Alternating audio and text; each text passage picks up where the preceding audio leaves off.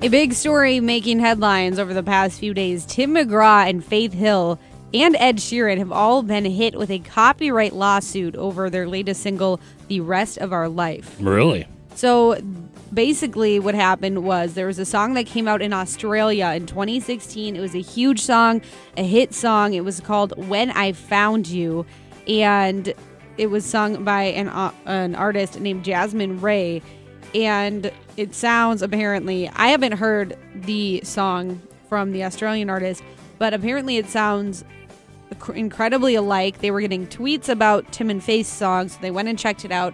They realized, wow, this is basically what they say, blatant copying. And really? Things get a little messy because one of the songwriters is dating somebody from Sony Music who put out the song from Tim and Faith. And so things are getting a little bit hairy, but they are moving forward with, the lawsuit, and they are going to try to see what happens with it. So it is in the early stages. Tim and Faith haven't commented on it quite yet. They may not even known.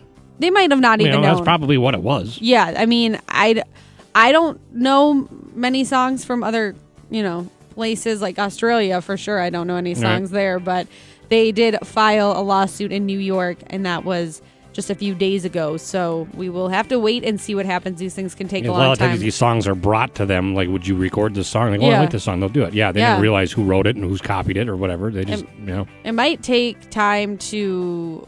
It might change things a bit, and that artist may have to start really looking into that kind of stuff, So we'll see what happens. We'll keep you updated. But speaking of Faith Hill, she is a producer on Pickler and Ben, apparently.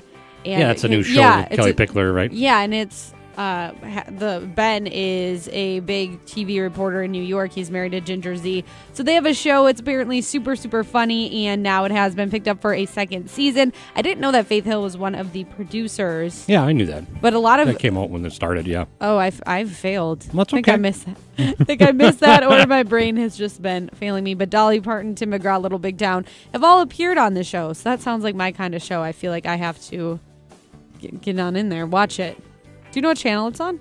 No, I don't think I've even seen it. I think it's on CMT. It's CMT. CMT, okay. I haven't even seen it, but maybe I'll check it out now.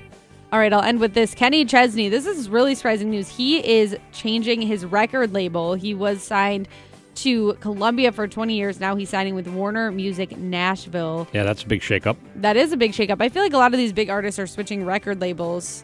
Carrie Underwood recently did it. Yeah. And it just makes me wonder, but there's no plans. He hasn't released a new album or anything like that. So we'll have to wait and see what happens with that as well. But he is switching record label homes. I doubt that it'll have any big impact because he writes, a lot of his music. And right.